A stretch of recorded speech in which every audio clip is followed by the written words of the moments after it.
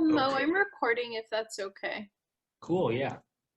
All right, so this they'll just show you a picture of, and basically what you see is you see kind of like an advanced Schwabi's line, and then you see here the iris is supposed to, insert on a Schwabi's line down here, and it's inserted way anteriorly. That's a posterior embryotoxin.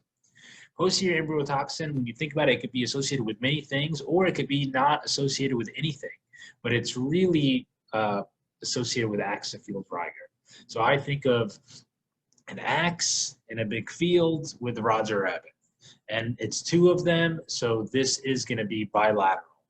Uh, You'll also see microdontia, which is like small teeth. You'll see maxillary hypoplasia, so that's also small. And then you'll just see, this is also very high yield, it's weird, a redundant periumbilical skin.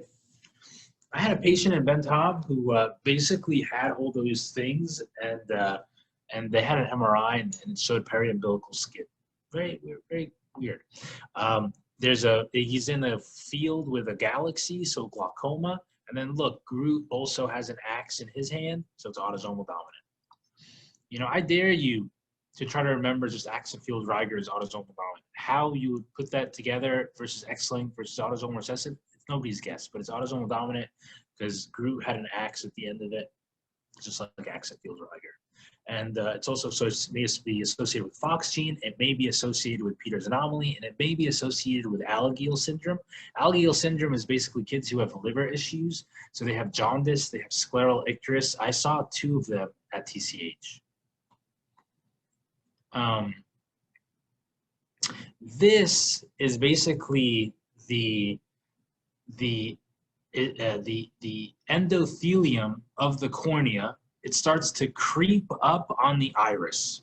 So if epithelium goes in the endothelium, that's pretty much called, epithelial downgrowth.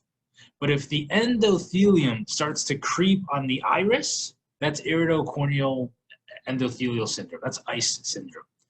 Now that could be similar to PPMD, posterior polymorphous dystrophy. But PPMD is a dystrophy, so it's both eyes, whereas ICE is only in one eye.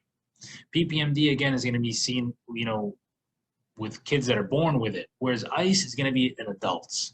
So this is ICE, so again, it's Descemet's membrane, endothelium, that abnormally covers the anterior iris. Endothelium acts like epithelium, but it doesn't go outside, it goes to the iris. It's unilateral, it's not inherited. Women, so I always think of it as Courtney, usually 20 to 50 years old. There's no systemic condition. It can lead to IOP, it can lead to glaucoma, it can lead to edema, it can lead to angle closure. And it kind of looks like, oh, at first glance, this could be axon field rigor. But again, they don't have the periumbilical, they don't have the maxillary hyperplasia. All these things kind of look like each other. Correctopic, posterior embryotoxin could be here, but you gotta just, again, think about what they're trying to tell you. So here you could see maybe histopathologically also, this is the cornea and this is the Descemet's membrane, and it is abnormally staining here on the iris. Same thing over here, it's abnormally coming down to the iris. Presentation of ICE syndrome is middle-aged Caucasian women with unilateral glaucoma and pupil irregularity. So there's three types of ICE syndrome. The first one is called Cogan-Reese. I think of it as Cogan-Reese, but it's not autosomal recessive. Again, it's usually not inherited. Sorry, it should be a better one, but it's just called Cogan-Reese. It's these, on the iris, you'll have little tan pedunculated nodules that kind of look like these little pieces bites on the iris. The second one is called EIA. That's called endothelial something atrophy, iridoatrophy. Essential iris atrophy. What is it called? Essential iris atrophy. Oh, it's CIA. No, it's EIA. I thought it was EIA. Essential iris atrophy. What is the E? Essential. Essential. I thought you keep saying central. Sorry about that. Yeah, essential iris atrophy. Perfect. This is the most severe, and it makes sense. The iris is literally atrophying. And its most common feature is correctopia. The third one, it kind of goes along with Monica, is Chandler syndrome. That is the most common, and you'll have corneal edema. So corneal and angle abnormality is the most common, but again, Chandler is the most common, and it kind of goes along with this common in Caucasian women, unilateral glaucoma. Here, you can't do SLT because the Descemet is so thick that if these patients have glaucoma and you're like, oh, I'll do ALT, SLT, it's covering the meshwork and it's so thick it doesn't work. So I couldn't think of anything, a good way to remember it. So I thought of ice, and I thought you put crabs and ice, no crab, baculoplasty, but whatever you like. Wheal-Marchesani syndrome is another weird syndrome. This is literally found in these types of kids. They're short, they're obese. This kid is in the Adams family. I don't know if you remember this kid, but that's why it's on the Adams gene, the Adams 10 gene. They have small eyes, so they have microspherophakia. They are high myopes, and their cataract their lens can be ectopic. It can move. So you have to, if you see these kids, and you'll know them because they may have also short stature, joint stiffness, maybe some finger issues. You have to do a PI, because if their lens moves and sublux and then hits the pupil, they can go into pupillary block. The way to treat that is that you should have already done a PI, but you also give atropine and it'll push everything back. So this is a kid looking at a pie because he's chubby. Okay, what's this? Does anybody know what this is? Is that Peters? Yeah, that's Peters, exactly. Yes. So Peters anomaly, the key word is going to say localized absence of corneal endothelium and Descemet's membrane underneath a central corneal opacity. That is Peters. Basically, like there's a big white spot in the middle of the cornea, and there is no Descemet's and there's no endothelium. It's just not there histologically. So I think of Peter Pan, and I think of Peter Pan scratching his head because it is bilateral. So there's two of him in 80% of patients, and then this is his armpit. So PIT X2 is the big common gene. He's in a kind of a glaucoma, so glaucoma can be in 50% of patients. They may also have aniridia. They may also have, poor foveal, signal. They may have a small cornea. They may have RDs. But Peters is also part of the stumped mnemonic, and that's why he's kind of scratching his head. He's stumped, which is anything that is white on the cornea. That includes sclerocornea is white on the cornea. Trauma can cause white in the cornea, an ulcer, mucopolysaccharidosis, Peters, a CHED, as well as a dermoid. And Dr. Pamela loves asking you what is the stumped mnemonic. It also could be found in the PAX6, so these are 6 of them. It also could be found in the Fox E3 and the Fox C1. C1 is Peters 1, E3 is Peters 2. So just C1 is Peters 1. They could be tricky and ask you about that. It's kind of weird. Peters 2 is just way worse. Peters 2 is basically the lens starts to hit the cornea. Whereas Peters 1, there's just a bad cornea. There's space between the cornea and the lens. It could also be associated with Axenfeld-Rieger, like we mentioned before. This is him with a bunch of rubies. It could be associated with rubella. It could be associated with trisomy 13, not 21, not Down syndrome, but trisomy 13. And then, a bunch of other weird syndromes. This is Marfan syndrome. This is actually, does anybody know who this guy was? This was an actual basketball player who then made a movie with Billy Crystal. But he most likely had Marfan syndrome. So think of keratoconus. So keratoconus as well as megalocornea, there's big eyes, so it's going to be a big eye. It makes sense.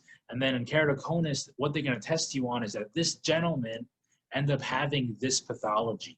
Why?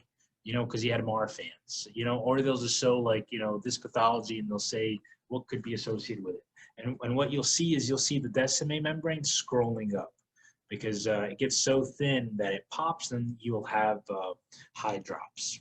So, they're wearing a cone for keratoconus, and then always check their heart to rule out dilation and aneurysm. And then, this is a comedian, so he's a fibber, so abnormal fibrillin. And then another movie is autosomal dominant with Dom, so this is autosomal dominant. All these actors. Homocystinuria, this is actually just a picture from Netters. All you have to really know with homocystinuria is with supratemporal, a lot of, homocystinuria is going to be mental retardation. Marfan's, not so much. With Marfan's, a lot of basketball players have Marfan's. They may not even know about it, or maybe they do know about it. But so with Marfan's, I always think of somebody dunking, and when you dunk, you're going supratemporally. You're like going as far as you can. So that's where the lens dislocates. With homocystinuria, it actually dislocates infranasally. Unfortunately, it has an I and N in the homocystinuria, just tell you. So if they just say, this is the infranasal, it's homocystinuria. Then they're gonna ask you, what do you worry about? You worry about general anesthesia because they could get thromboembolic events. There's no real treatment, but then they say give them high C, high cysteine, and low methionine. But again, it's going to be similar Marfanoid habitus, but they have mental retardation, seizures, Then you have the ciliopathies. The ciliopathies, this is just rhesus species, it's kind of silly spiders. All of them are autosomal recessive. Very rarely can they become other things, but most of the time it's going to be autosomal recessive. So the ciliopathies are basically they have retinal hyperpigmentation, bone spicules. So because they're messing up with the rods, they have nyctalopia, you have decreased night vision. And then you'll have the triad is also hyperpigmentation, bony spicules, attenuated vessels, and a waxy pallorous nerve. Some of the ciliopathies include Usher. So I think of Usher putting on headphones because it's associated with deafness, and then it's also associated with kidney issues.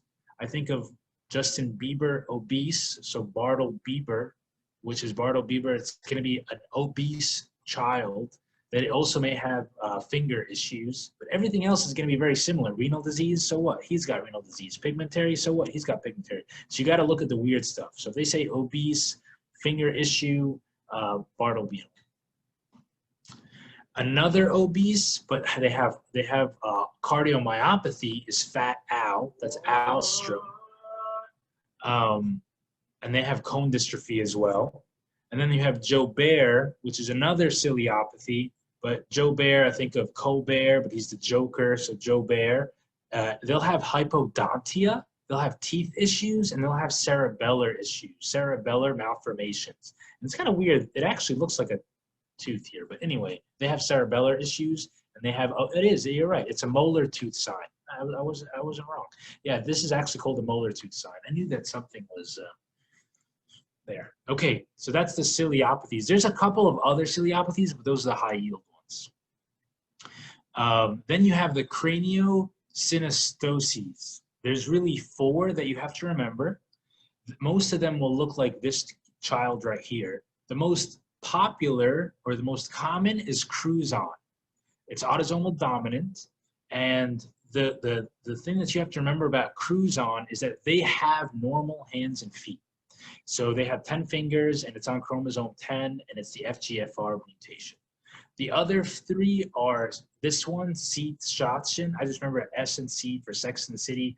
They have shoes. So they have lateral deviation of the toes, just a high yield thing that they ask. You have Michelle Pfeiffer syndrome, also craniosynostosis. So they have finger issues. They have short, broad thumbs. And then you have Alpert syndrome, which is also craniosynostosis. I think of Roger Ebert or Siskel Ebert. He's giving 2 thumbs up. He has issues with the hands. So there is synecdactyly. This is a prominent feature where all the digits are fused together. They have other issues as well. But again, the one that you don't have any issues is Cruzon. So I think one of the other seniors said Cruzon is chosen. It's the one that doesn't have any issues.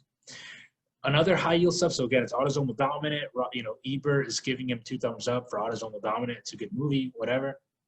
But here they always tell you it's a V exotropia due to inferior oblique overaction. So a bunch of V's. So again, this is a good movie. So think of it with like 2 thumbs up. This is a good movie, 2 thumbs up. But this is V for Vendetta. It's a V exotropia because the inferior oblique is overacting. A bunch of V's, V's, V's, V's, V's, V's. I swear they've asked this a couple of times.